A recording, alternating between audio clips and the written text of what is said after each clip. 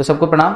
Legal metrology act में आज हमको स्टार्ट करना है appointment and power of director, controller and legal metrology officer. हमने ये देखा है कि हर एक्ट में कोई ना कोई अथॉरिटी अपॉइंट होती है, तो लीगल मेट्रोलॉजी एक्ट में भी अथॉरिटी अपॉइंट होती है। और चीज़ें कितनी क्लियर और कितनी कॉमन है अब कि भाई लीगल मेट्रोलॉजी एक्ट अगर बनाया है रूल्स एंड रेगुलेशंस, तो इसको एनफोर्स करने के लिए अगर 4-6 पोस्ट नहीं बनाई और उन पोस्ट पे आदमियों को नहीं बिठाया, तो फिर ये एक्ट का पालन कौन करवाएगा? जनता तो बैठी है कि आप लॉ बनाओ और हम तोड़ दें। जनता तो लॉ तोड़ने के लिए बैठी होती है, तो पलवाना पड़ता है law.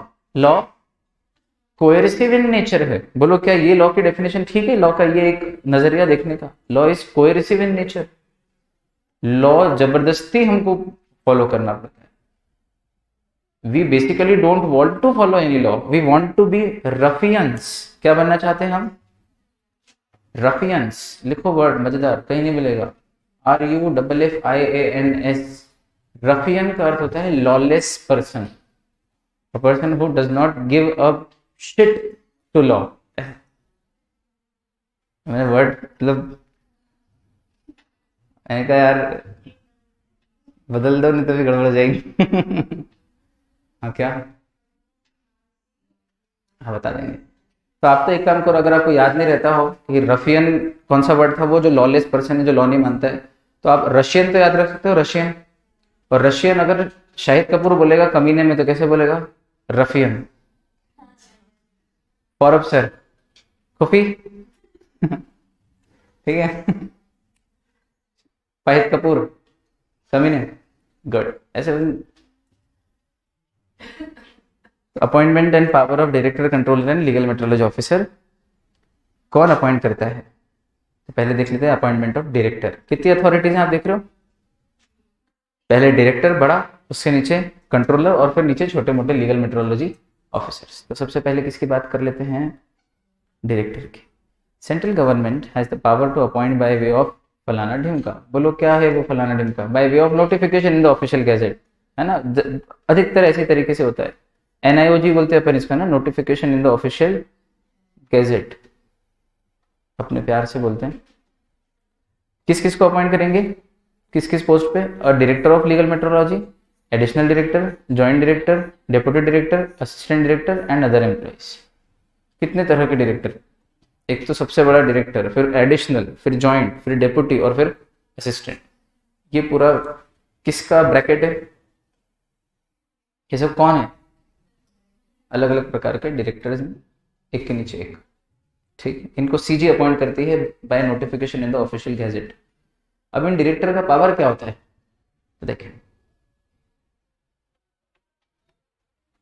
The director and every legal metrology officer appointed shall have such powers and functions in respect of such local limits as the central government may by notification specify.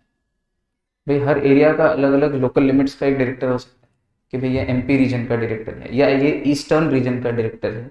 तो अलग अलग रीजन्स में या अलग अलग लोकेलिटीज की limit तय करके डायरेक्टर को अपॉइंट किया जाता है, और वो अपनी अपनी लोकल लिमिट्स में बहुत सारे फंक्शंस करता है। तो पहले तो ये कि उनके पावर्स और फंक्शंस कौन स्पेसिफाई करेगा? CG। और उनकी टेरिटोरियल जुरिसडिक्शन भी कौन स्पेसिफाई करेगा? CG। फिर every legal metrology officer shall exercise powers and discharge duties under the supervision of director. इसका मतलब डायरेक्टर का एक पावर और क्या है? To supervise the legal metrology officers. Legal metrology officer अपनी सभी जिम्मेदारियां डायरेक्टर के सुपरविजन में डिस्चार्ज करेंगे। इट ऑटोमेटिकली मीन्स कि डायरेक्टर का पावर है कि वो लीगल मेट्रोलॉजी ऑफिसर्स को सुपरवाइज करे, इसलिए ये power and duties of director में आया है। देखने पे ऐसा लग रहा है कि ये तो duty of legal metrology officer लिखी है, जबकि साइड में हेडिंग क्या है? Power of director. तो पावर ऑफ डायरेक्टर या ड्यूटी ऑफ डायरेक्टर में duty of legal metrology officer कैसे लिख दी? तो उस ड्यूटी को पूरा पढ़ो कि एवरी लीगल मेट्रोलॉजी ऑफिसर अपनी ड्यूटी या अपने पावर कैसे एक्सरसाइज करेगा या डिस्चार्ज करेगा? डायरेक्टर की सुपरविजन में। तो ऑटोमेटिकली इसका क्या इंप्लीकेशन हुआ कि डायरेक्टर का एक सुपरविजरी पावर भी है। ऑटोमेटिकली नजर आ रहा है ना। देखो पढ़ना कैसे आया आपने, है ना, घुमा के पढ़ते हैं चीजों को, ऐसे भी कर लेते हैं। All the officers mentioned above under this act shall be deemed to be a public servant within the meaning of section 21 of the IPC। Indian penal code सुना है ना नाम? इंडियन पीनल कोड 1860 के सेक्शन 21 में जो public officer की या public servant की डेफिनेशन दी है, इस एक्ट के जितने भी अधिकारी हैं वो सब उस पब्लिक सर्वेंट की डेफिनेशन में आते हैं।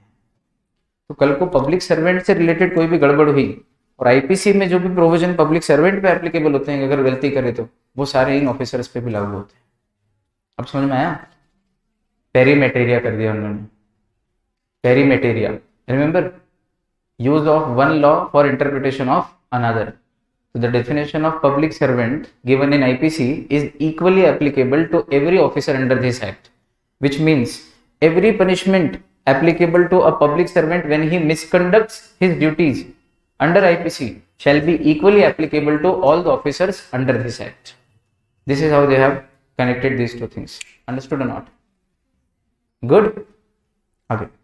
No suit, prosecution or other legal proceedings shall lie against the director, controller and legal metrology officer who has acted in good faith while performing his duties. Okay. So now when a director, legal metrology officer or controller or any other officer under this act takes an action of confiscation of weights and measures, action of seizure of weights and measures, action against a person, and such action was taken in good faith. When he took that action, he did believe that the action he is taking is in good faith and in the interest of the country and in the enforcement of the legal metrology act. तो जब उसने किसी का red मारी थी या किसी की जब्त किए थे वेट्स एंड मेजर्स, तो उसने जो एक्शन ली थी अधिकारी ने, डायरेक्टर ने, कंट्रोलर ने, वो एक्शन गुड फेथ में ली थी, यानी कि विदाउट एनी मैलिशियस इंटेंशन, किसी को परेशान करने के लिए, प्रताड़ित करने के लिए, खुन्नस निकालने के लिए, दुश्मनी निकालने के लिए नहीं ली थी, बल्कि जेन्युइनली गुड फेथ में ली थी। और अगर उसने जेन्युइनली गुड फेथ में विथ गुड इंटेंशंस बोनाफाइड वे में अगर कोई एक्शन ली थी और वो एक्शन बाद में ये पता लगता है कि अधिकारी से गलती भी हो गई, तो उस गलती के लिए उस अधिकारी के ऊपर कोई प्रोसिक्यूशन नहीं की जाएगी, यानी कि कोई कोर्ट केस नहीं किया जाएगा। नो प्रोसिक्यूशन शैल लाई का क्या अर्थ है? उसके खिलाफ कोई कोर्ट केस नहीं बनेगा। ऊपर तो बोल रहे थे आप ऐसा और नीचे बोल रहे हो ऐसा, तो ऊपर ऑटोमेटिकली ऊपर वाले का इंप्लीकेशन हो गया कि any action done by a officer under this act in bad faith shall be taken to be a crime and he shall be punishable under the heading of punishments to public servant since he is a public servant under section 21 of IPC. ऐसे हुआ क्या interpret? पक्का? कहाँ है वो?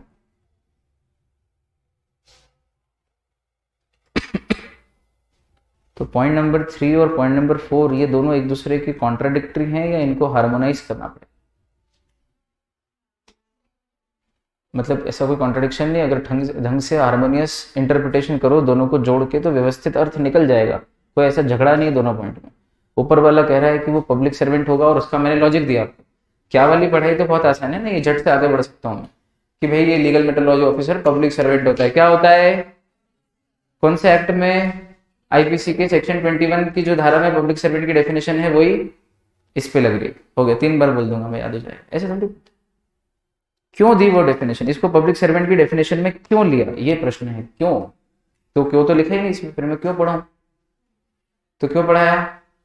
क्योंकि logic clear होना चाहिए। तो लॉजिक क्या है कि पब्लिक सर्वेंट की डेफिनेशन में लेंगे तभी ना इसके ऊपर पब्लिक सर्वेंट पे जो जो प्रोविजंस लगते हैं वो एप्लीकेबल हो पाएंगे, क्योंकि पब्लिक सर्वेंट्स भी ऑफिशियल ड्यूटी करते समय गलतियां करते हैं और वो गलतियां अगर गुड फेथ में करें तो कोई बात नहीं, क्षम्य है, क्षम्य है, समझते हो ना, क्षम्य, फॉरगिवेबल, ठीक। लेकिन अगर बैड फेथ में करेंगे खुशबू तो फिर पनिशेबल है, ठीक। आगे बढ़ रहे हैं। अब अपॉइंटमेंट किसका क्या था थोड़ी देर पहले? डायरेक्टर का। अब किसका करेंगे? कंट्रोलर का। देखो कंट्रोलर का अपॉइंटमेंट करते हैं अपन, appointment of controller by the state government. तो मतलब इससे एक चीज क्लियर हुई कि कंट्रोलर कौन से लेवल पे होते हैं? स्टेट लेवल पे। और इनका अपॉइंटमेंट कौन करती है? State government. और ये कितने होते हैं? Controller of legal metrology, additional, joint, deputy, assistant और उसके नीचे फिर इंस्पेक्टर। एक चीज जुड़ गई बस, बाकी बस जहां जहां डायरेक्टर था वहां वहां कंट्रोलर कर दो। सेम थे ऊपर नाम, मेन जो डायरेक्टर था उसकी जगह कंट्रोलर और बाकी फिर एडिशनल, जॉइंट, डेप्यूटी, असिस्टेंट जो भी है, और आखिर में एक इंस्पेक्टर एंड अदर एम्प्लॉइज, ठीक। इनको अपॉइंट कौन करता है? State government by notification in the official gadget, ठीक है भैया। इनकी क्या पावर है? तो भी जो जो डायरेक्टर के पावर हैं वो स्टेट लेवल पे डेलीगेट होके कंट्रोलर को आ जाते हैं। तो सेंट्रल लेवल पे कौन जिम्मेदारी निभाता है इस एक्ट को इन्फोर्स करने की? डायरेक्टर। और स्टेट लेवल पे वो पावर किसको डेलीगेट हो जाते हैं? कंट्रोलर को। मुझे बताओ कि क्या हमारे देश में गृह मंत्री हैं? क्या नाम? अमित शाह। ठीक। क्या मध्य प्रदेश में भी गृह मंत्री हैं? स्टेट का गृह मंत्री होता है, होम मिनिस्टर। हाँ है, मध्य प्रदेश के गृह मंत्री हैं नरोत्तम मिश्रा। ठीक। तो बताओ वहां पे भी है, यहाँ पे भी है, दोनों के पावर सेम है, तो फिर बड़ा कौन छोटा कौन, ये क्या बात है? फेडरल सिस्टम है हमारा, फेडरल सिस्टम है। तो जो पावर स्टेट के गृह मंत्री के हैं और जो पावर सेंट्रल के गृह मंत्री के, वो ऐसे बटे हुए हैं कि ये स्टेट पे ध्यान देता है और वो सेंटर पे ध्यान देते हैं, और ये सारे स्टेट के गृह मंत्री वहां रिपोर्टिंग करते हैं, और पूरे देश का गृह मंत्रालय, होम मिनिस्ट्री वहां से चलती है। बस डेलीगेशन हो गया एक तरीके से थोड़ा सा पावर का।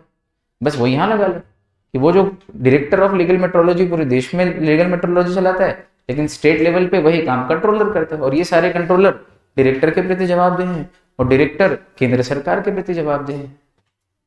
हर बाप का एक बाप होता है, ये लॉजिक लगा लो। ठीक। अच्छा,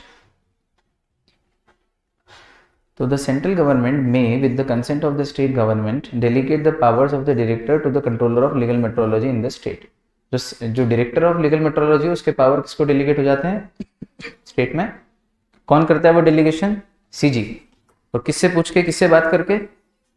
स्टेट गवर्नमेंट से बात करके, पूछ के। The controller and every legal metrology officer appointed shall have such powers and functions in respect of such local limits as the state government may by notification specify। मतलब इनकी जो पावर्स है वो प्रिस्क्राइब बता दिए, बस कि जो भी प्रिस्क्राइब कर दें, जो भी स्पेसिफाई कर दें, लिस्ट नहीं दी पावर्स की, है ना। ऊपर भी डायरेक्टर के power, such power as may be specified by the CG, और यहाँ कंट्रोलर के power, such powers and duties and such local limits as may be specified by the SG. ठीक। And every legal metrology officer shall exercise and discharge this power under the supervision of controller। तो controller के नीचे वाले सब controller के under में काम करेंगे, और डायरेक्टर के नीचे वाले सब डायरेक्टर के अंडर में काम करेंगे। तो लॉजिकल बात है।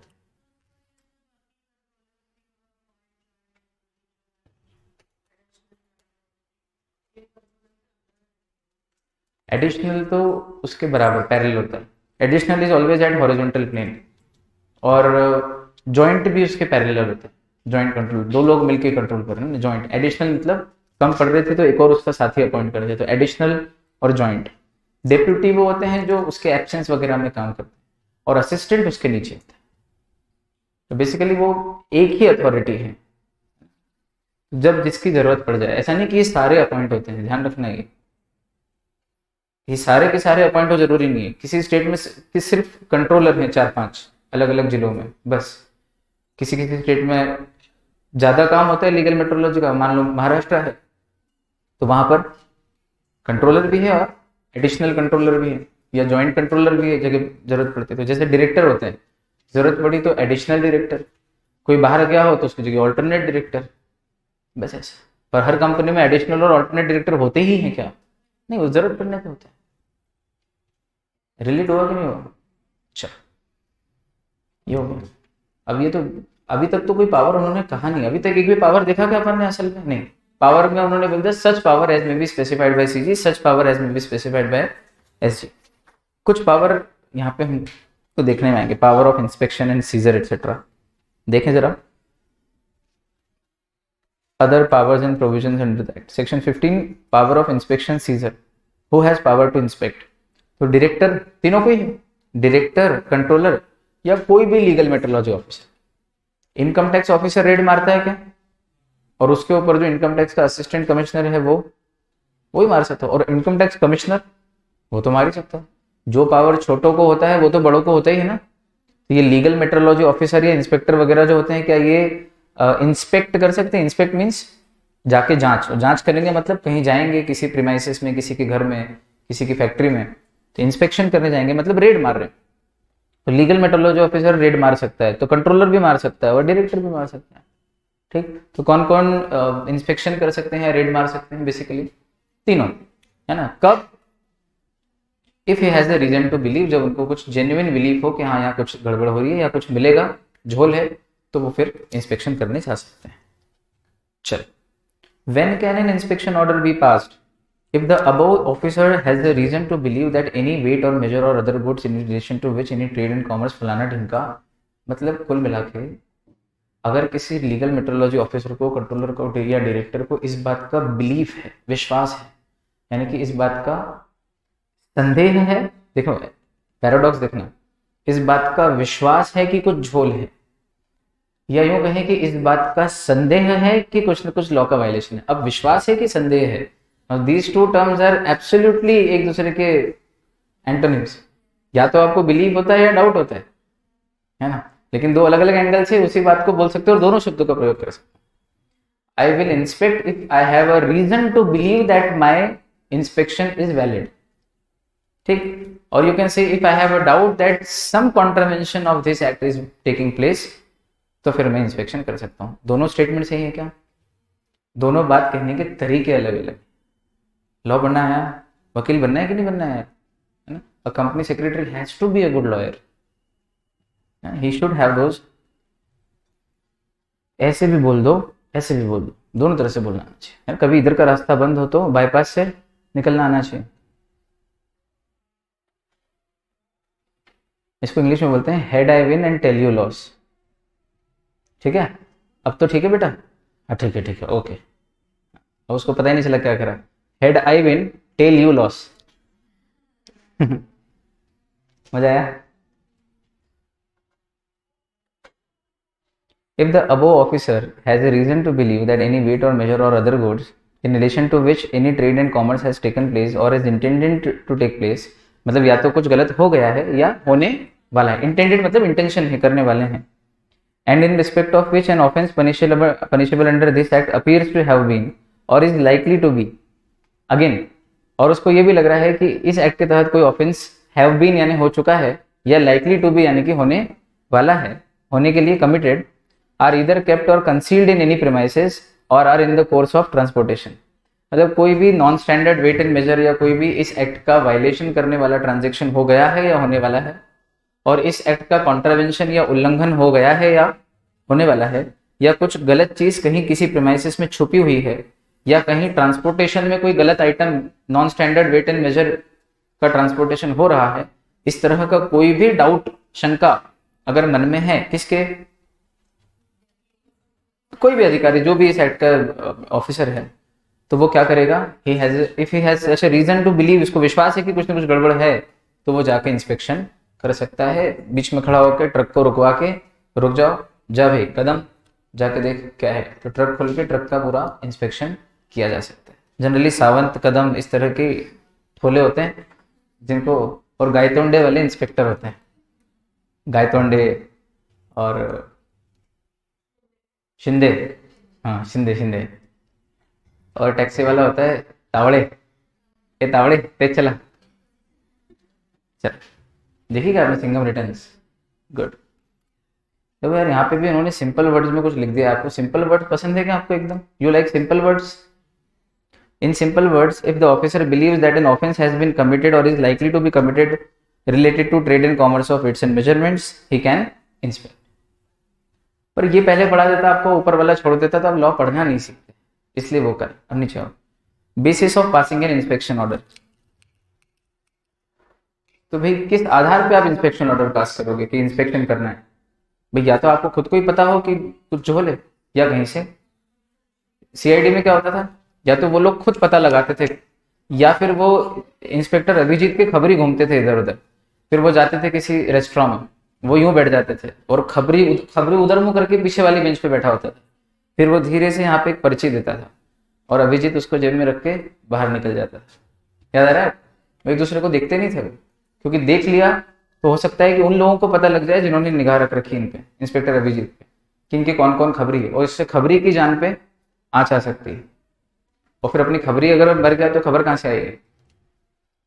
तो या तो उनको पर्सनल नॉलेज हो, या किसी व्यक्ति ने उनको राइटिंग में इंफॉर्मेशन दी हो, शिकायत की हो कि भैया कुछ न कुछ गलत ट्रांजेक्शन हो रहा है, तुम आ जाओ और इनको पकड़ के ले जाओ, इंस्पेक्शन करो, कुछ भी करो। अच्छा चलो भाई, इंस्पेक्शन करके छोड़ देंगे क्या? कि इंस्पेक्शन करने के बाद, ये तो पढ़ लिया ना अपन ने, है ना, any information is given to him by any person in writing or he has personal knowledge, ये दो हो गए हमारे।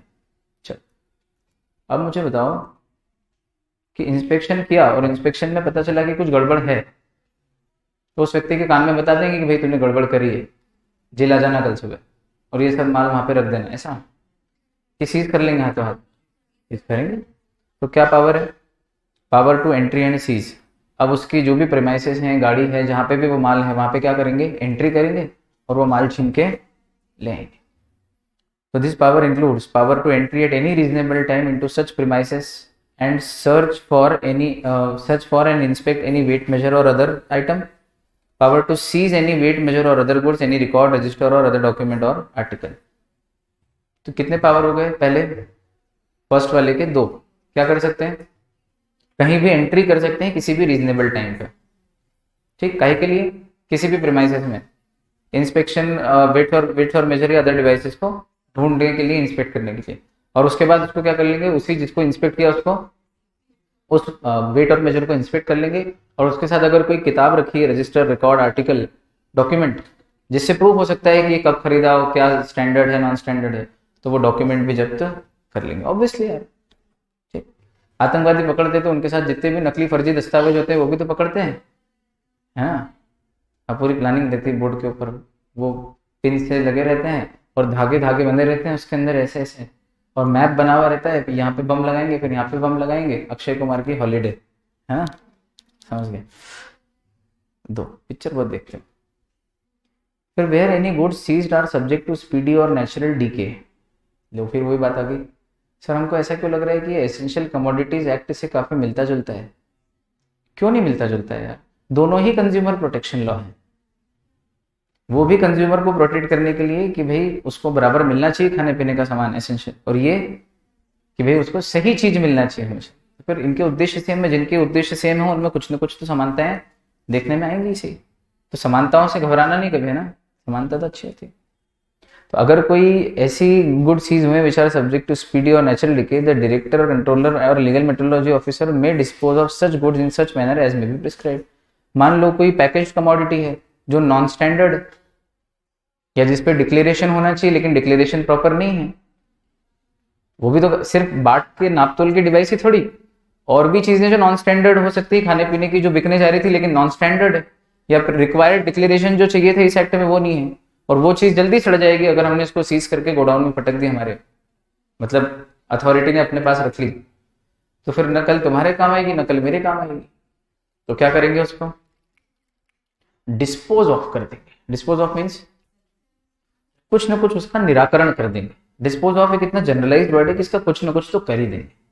भाई तुम्हारी बिटिया इतनी बड़ी होगी, इसको डिस्पोज ऑफ करो ना। तो डिस्पोज ऑफ मतलब इसका निराकरण लगाओ। भाई पूछ लो उससे, ब्याह करना है तो ठीक, नहीं तो बीके शिवानी के पास भेजो, ब्रह्मा कुमारी, सफेद साड़ी पहन के भी प्रवचन दिया करेगी सबको। समझ रहे बात, कुछ तो हल लगाओ भाई। जवान बेटी घर में इतनी बड़ी हो रही है, 32 की हो गई, अब ये तो कोई बात नहीं होती। एग्जाम्पल समझ आई क्या बात। तो उन्होंने क्या वर्ड बोला, उन्होंने शादी नहीं बोला, या इसको ब्रह्मा कुमारी बना दो ये भी नहीं बोला, या साध्वी बना दो हिमालय पे भेज दो ये भी नहीं बोला। बोले जो भी करना है करो, बस घर में मत रखो जवान बेटी। तो जो भी करना है करो के लिए एक कॉमन वर्ड डिस्पोज ऑफ, ये वर्ड हमेशा आएगा, याद रहेगा आपको कि कुछ तो भी तो कर ही दो यार, इसका कुछ हल तो निकालो। ठीक, जैसे कोई अपने सामने बहुत तेज चल रहा है, रास्ता बहुत तेज चल रहा है, अपने को उसको निपटाना, 2-3 काम कर सकते हैं अपन। या तो अकेले में ले जाकर मार दें उसको, खूब पीटे कि अब सीधे चलना तो है ना, हमसे ढंग से रिया कर, एक समझना। या फिर उसको धमका दो, नीचे पार्किंग में ऐसे रहना है तेरे दिल में, जैसे माधव शास्त्री हड़काता है सैफ अली खान को, देखी कि नहीं, वो उसके नाक के पास तक ले आता है मारने के लिए, तेरा थोड़ा बिगाड़ दूंगा। बैटरी असॉल्ट, असॉल्ट है, असॉल्ट है। हाँ ऐसे मत देखो, आपको पढ़ाएंगे डॉट्स तब आ जाएगा। या तो चमका दो या पीट ही दो, या फिर उसके घर पे फोन लगा के बोल दो कि आपका लड़का आपको पता है किस दिशा में जा रहा है, तो वहीं से डांट पड़ जाएगी। तो अपना 3-4 ऑप्शन है। तो आस्था से निशु कह रही कि आस्था तो बेटे को कब से परेशान कर रहा है वो, या तो उसको डिस्पोज ऑफ तो कर, या फिर उसके प्रपोजल पे हाँ कर दे, रोज को चेज कर रहा है। तो लॉजिक समझ में आया। मतलब 4-5 ऑप्शन है, उसमें से कुछ तो कर, साला रेमेडी तो ले, हल तो निकालो क्या करना है। तो जब आपको स्पेसिफिकली बताना ना हो कि एग्जैक्टली करना क्या है, लेकिन आपका उद्देश्य ये हो कि कुछ तो भी तो कर ही दो, अच्छा सा कर दो, तो आप फिर कौन सा वर्ड यूज करते हो? डिस्पोज। कचरे को क्या कर दो? डिस्पोज ऑफ कर दो। जो भी बेस्ट से बेस्ट हो वो कर दो इसका, तो भाई इसको तो डस्टबिन में डालना बेस्ट होता है। अब समझ में आया? मजा आया शब्दों का। डिस्पोजेबल है, हाँ, जिसको डिस्पोज ऑफ किया जा सके, लेकिन डिस्पोजल अलग है। I leave it at your disposal, वहां इच्छा होता है डिस्पोजल।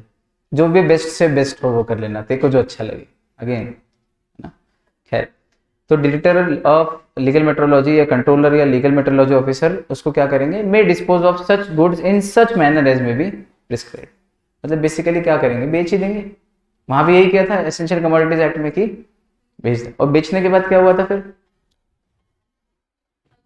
अगर ये पाया गया कि भाई कुछ भी गलत नहीं है तो पैसा लौटा देंगे, और नहीं तो बेच के पैसा हमने रख तो लिया ही था। फिर every search or seizure made under this act shall be carried out in accordance with the provisions of CrPC.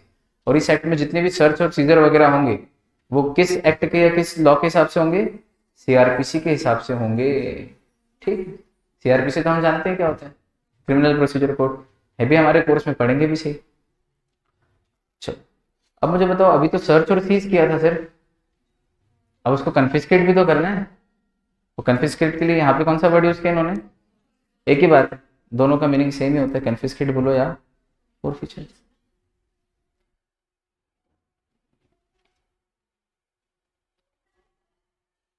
Every non-standard or unverified weight or measure seized under section 15 shall be liable to be forfeited by the state government।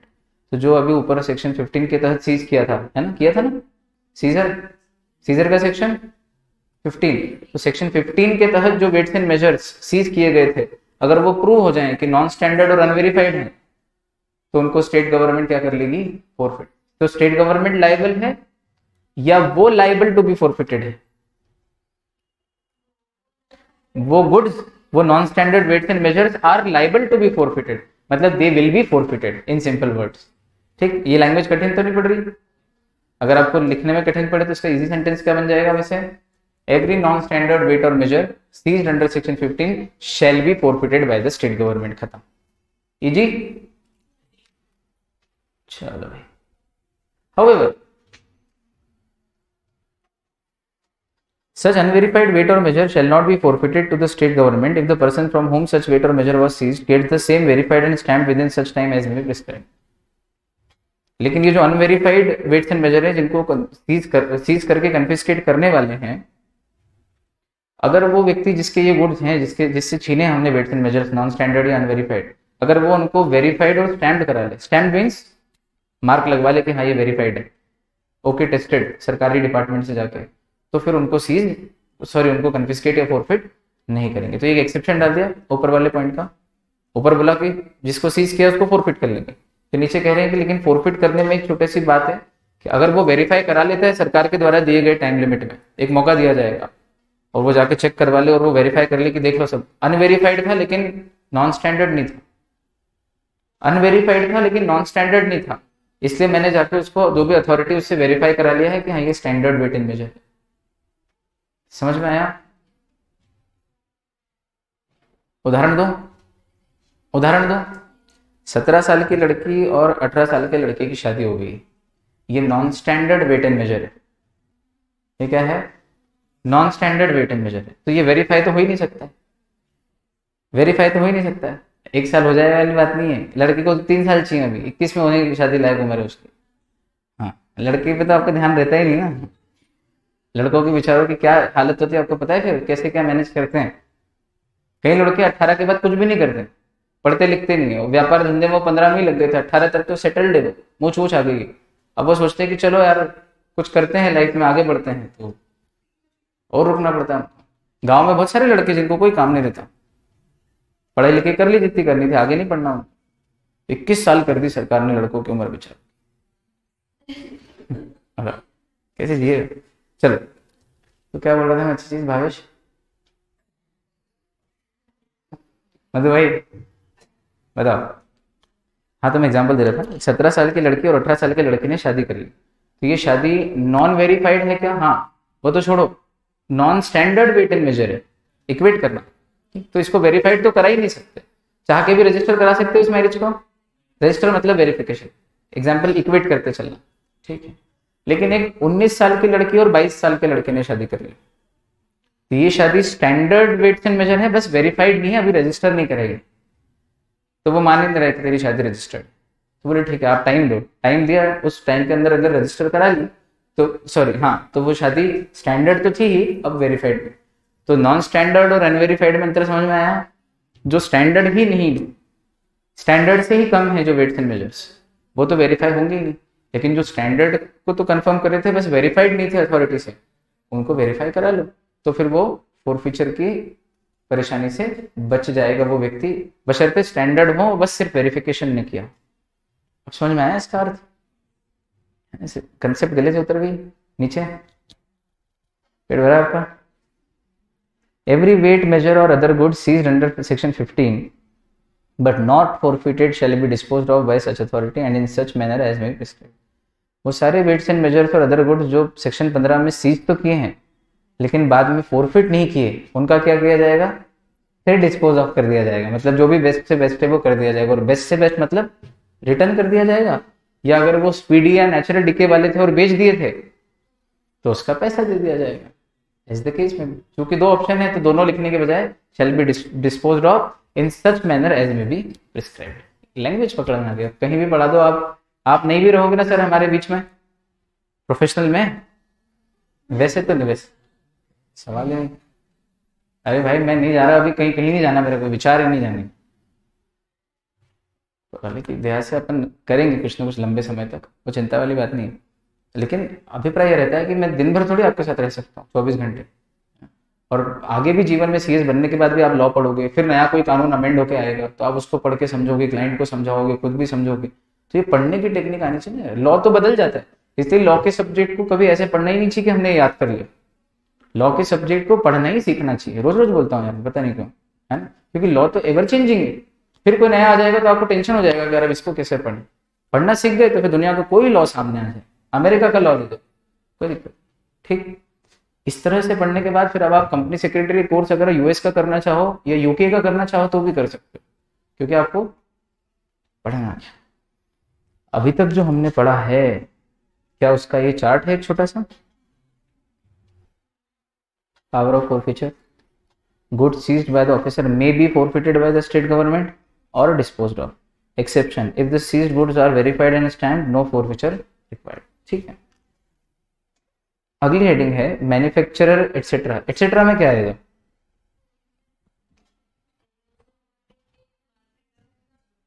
Retailer, wholesaler, dealer, जो भी weights and measures बनाता है, assemble करता है, wholesale में बेचता है, deal करता है या रिटेल में बेचता है, वो सारे लोग जो वेट्स एंड मेजर्स में डील करते हैं, एक आगे यहाँ पे एटसेट्रा में मैन्युफैक्चरर, रिपेयरर और डीलर, इवन रिपेयरर भी। रिपेयरर क्यों?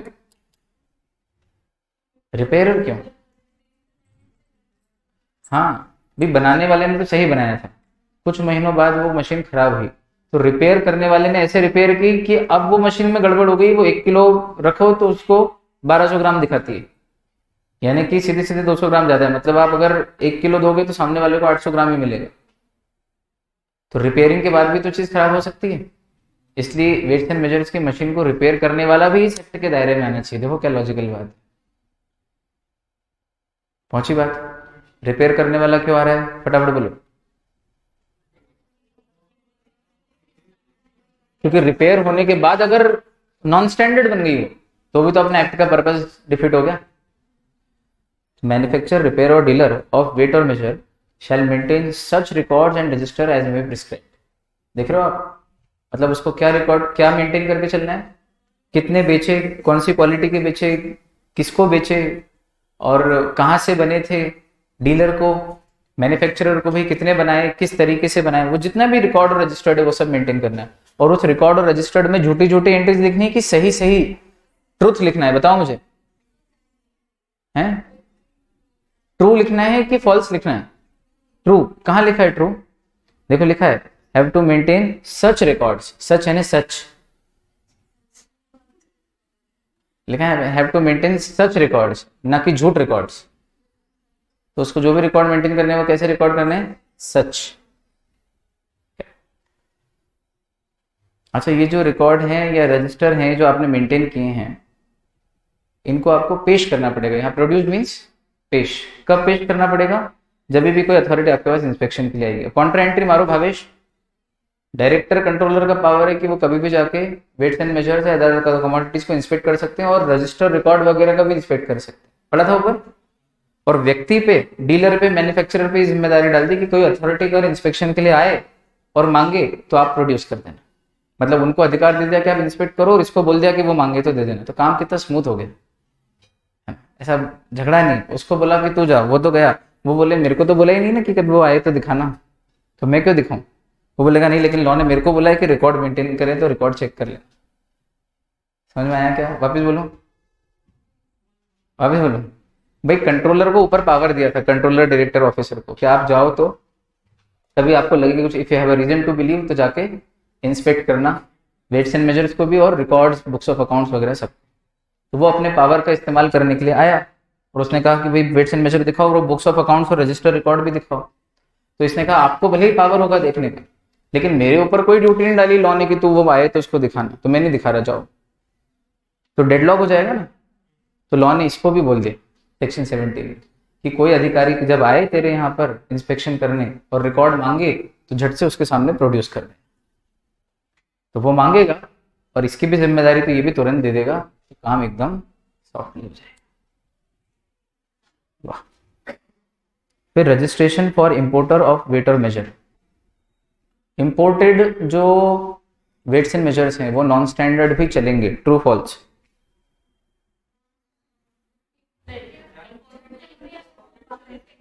हाँ हाँ, imported weights and measures can be non standard provided they are for the purpose of re export. लेकिन यहाँ हम उसको ले नहीं रहे, उस पॉइंट को कंसिडर ही नहीं कर रहे। हम तो ये मान के चल रहे कि इंडिया में कुछ इंपोर्ट हुआ है जो इंडिया में ही कंज्यूम होगा, इंडिया में यूज होगा, ऐसा कोई वेट एंड मेजर। तो फिर वो वाला इंपोर्टर अगर non standard weights and measure बुला लेगा तो, इसलिए भैया इंपोर्टर जो है, जो भी वेट्स एंड मेजर्स की मशीन, जो भी नापतोल की डिवाइसेस इंपोर्ट करता है, उसको भी क्या करना पड़ेगा, सरकार के साथ रजिस्ट्रेशन। रजिस्ट्रेशन का क्या उद्देश्य होता है, जो भी रजिस्टर्ड होता है वो सरकार के रेडार में होता है, हमेशा याद रखना, सरकार की मॉनिटरिंग में होता है। ठीक।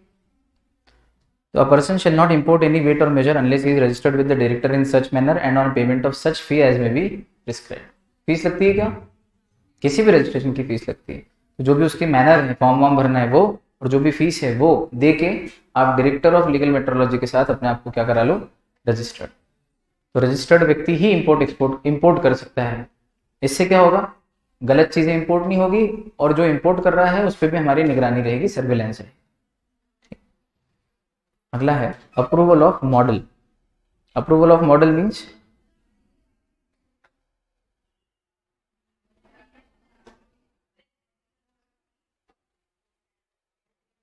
कोई भी नया वेट एंड मेजर आप फॉरेन से इंपोर्ट कर रहे हो तो उसका क्या मॉडल है, क्या नए तरीके का कुछ वेट एंड मेजर आया है, तो आपको उस मॉडल की क्या लेनी पड़ेगी। कोई नया शेप आया है, नया तरीका आया है। पहले की वेइंग मशीन मान लो मैं आपको, अपन जिसपे खड़े होकर वजन करते थे, वो कांटा होता था वैसे गोल, तो यूं आता था ये 95, इतना नहीं है, मतलब ये वेट। अभी आजकल की डिजिटल आ गई, आप खड़े हो जाओ तो उस पर वो सीधे नंबर लिखा हुआ है और बिल्कुल प्रिसाइज 68 42 जो भी है पॉइंट में भी। तो वो नया मॉडल है, तो नया मॉडल इंपोर्ट किया हमने। तो नए मॉडल को इंपोर्ट करने के पहले भारत सरकार की वो तो ले लो, परमिशन, अप्रूवल तो ले लो कि ये मॉडल अप्रूव करें कि नहीं करें। समझ आया। A person shall before manufacturing और इंपोर्टिंग एनी वेट और मेजर, मतलब मैन्युफैक्चरिंग भी नया कर रहे हो इंडिया में मॉडल तो भी, और अगर इंपोर्ट कर रहे हो तो भी। शैल सीक मीन्स चाहेगा या उसको लेना पड़ेगा, मतलब चाहना मतलब वही लेना, प्राप्त करने की इच्छा होना, चाहना। shall seek the approval of model of such weight and measure in such manner,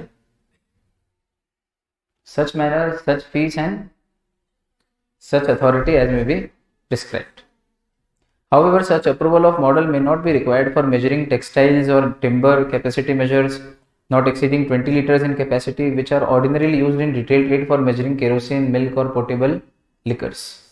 Potable means जिसको पिया जा सके, पोटेबल वाटर ड्रिंकिंग वाटर जिसको पिया जा सके, तो potable means pot is the root word which means योग्य हो जो, जैसे पोटेंशियल बीसी से बना है, potential consumer, potent, important, potential और पोर्टेबल, ये सारे रूट वर्ड पॉट से बने हैं। तो बताओ जो रिटेल पर्पस में कैपेसिटी मेजर मतलब वो दूध बेचने वाला, इनके अगर कोई नए मॉडल हो, ये स्टैंडर्ड तो होना चाहिए लेकिन इनका कोई मॉडल नया हो, शेप साइज कुछ चेंज हो रहा हो, तो उसकी कोई अलग से अप्रूवल लेने की जरूरत नहीं है ना। तो जो भाई कपड़ा रिटेल में कपड़ा बेचने के लिए 1 मीटर नापने के लिए अपन ने कुछ किया, 1 मीटर, वो एक स्केल रहता है, तो वो कपड़ा लेता है स्केल पे लगाता है ये 1 मीटर, फिर कपड़ा आगे बढ़ाता है, फिर स्केल पे लेता है 2 मीटर और 2 मीटर पे आके खच खच खच खच और झट से घड़ी करता है, थैली में दिया ले, इसकी स्पीड रहती है। खरीदा कभी आपने किसी लड़के या पापा के साथ, दादाजी के साथ गए, आपकी शॉप ही कपड़े की, हाँ तो फिर तो बहुत बढ़िया। हमारे पैंट पीस शर्ट पीस काटता है ऐसे खच खच झट से नाप के, और कई बार तो दुकानदार क्या करता है कि उसके यहाँ लकड़ी का फर्नीचर रहता है, ये काउंटर पे लकड़ी का वही है, तो एक स्केल से एक मीटर नाप लिया, वहां पे मार्क लगा दिया। अब की बार वो हाथ में स्केल नहीं लेगा, कपड़ा लिया काउंटर पे इधर से इधर नापा ये 1 मीटर, ये दूसरी बार नापा 1 मीटर, खच खच। ऐसा भी सब देखो, भारत में तो जुगाड़ू लोग हैं, जुगाड़ को इंग्लिश में बोलते हैं सब्टरफ्यूज। याद आ गया एकदम से, सब्टरफ्यूज इसको हैं, सब्टरफ्यूज जुगाड़।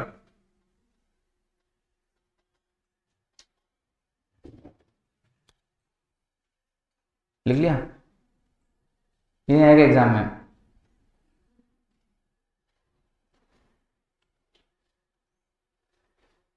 However, such approval of model may not be required, ये मैंने पढ़ी थी आपको।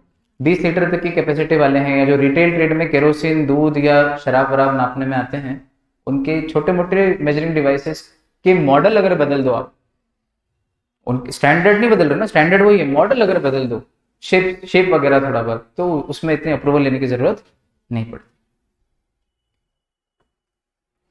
A person shall not manufacture, repair or sell or offer or expose or possess for repair or sale any weight or measure unless he holds a license issued by the controller. अब एक चीज और, अभी तक क्या बोल रहे थे,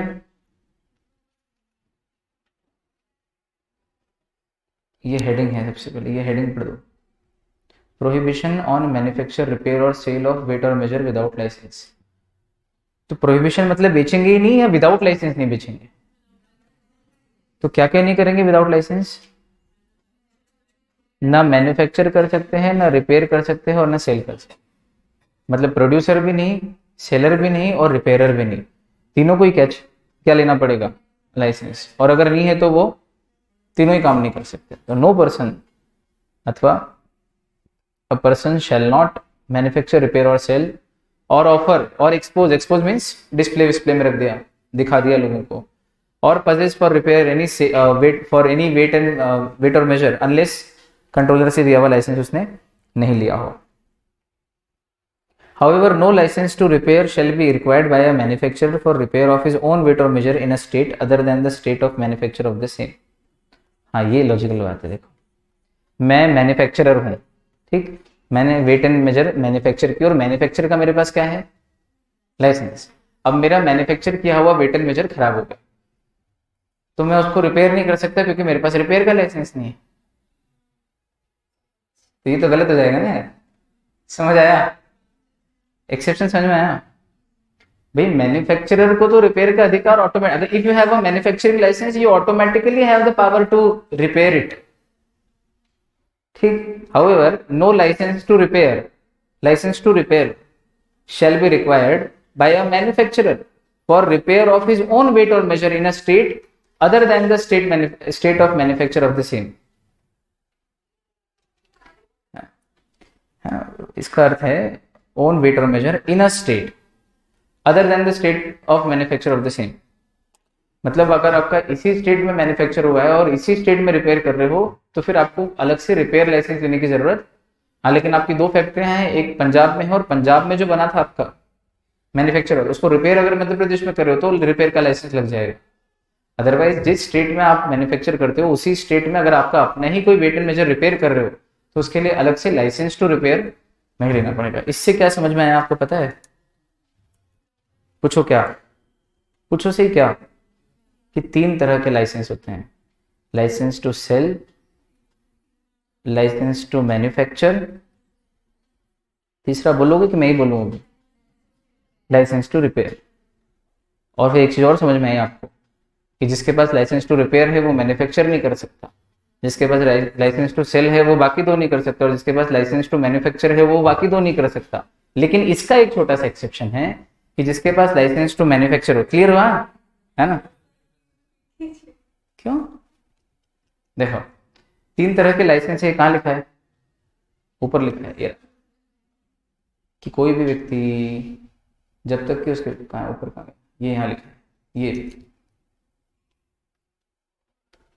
prohibition on manufacture, repair or sale of weights and measure without licence. तो प्रोहिबिशन यानी कि कंप्लीट बैन, रोक लगी हुई है। किस पे रोक लगी है? जब तक आपके पास लाइसेंस नहीं हो तब तक आप मैन्युफैक्चर नहीं कर सकते, रिपेयर नहीं कर सकते और सेल नहीं कर सकते। तीन शब्द में, तो इसमें तीनों का एक ही प्रकार का लाइसेंस होता है, ये तीन अलग अलग प्रकार के लाइसेंस है। अगर आप मैन्युफैक्चरर हो तो आपको मैन्युफैक्चरिंग लाइसेंस मिलेगा, अगर आप रिपेयरर हो तो रिपेयरर लाइसेंस मिलेगा, और अगर आप सेलर हो तो सेलिंग लाइसेंस मिलेगा। तो जिसको सेलिंग का लाइसेंस है उसके पास लाइसेंस तो है ही, कल से मैन्युफैक्चर भी चालू कर देगा फिर वो तो। बोले नहीं। जिसके पास रिपेयर का लाइसेंस है वो सेल कर सकता है क्या? या मैन्युफैक्चर कर सकता है? नहीं। और जिसके पास मैन्युफैक्चरिंग का लाइसेंस है वो रिपेयर या सेल कर सकता है? नहीं, है ना? सेल मतलब रिटेल सेल की बात चल रही है। मैन्युफैक्चरर बेचेगा तो सही, डीलर को देगा, होलसेल वगैरह को, लेकिन रिटेल सेल की बात चल रही है, ध्यान रखना। पर मैन्युफैक्चरर के पास रिपेयर का लाइसेंस नहीं है तो क्या वो अपने खुद के ही बनाए हुए गुड्स अगर कभी खराब हो जाए तो उनको फिर सुधारेगा नहीं क्या? पर सुधारने को तो रिपेयर बोलते हो, रिपेयर का तो लाइसेंस ही नहीं उसके पास, तो मैन्युफैक्चर का लाइसेंस है।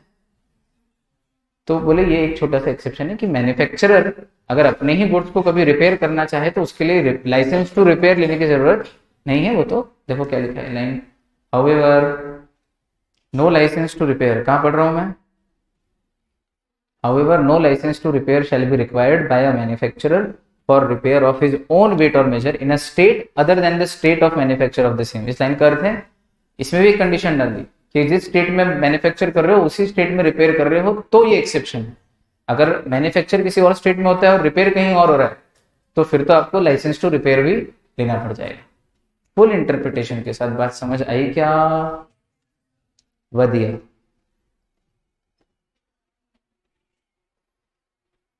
चलो, आप लोगों ने सुना, अनुग्रहित हूँ। अगली मुलाकात करते हैं कल, तब तक के लिए bye bye, take care and keep smiling. Thank you so much.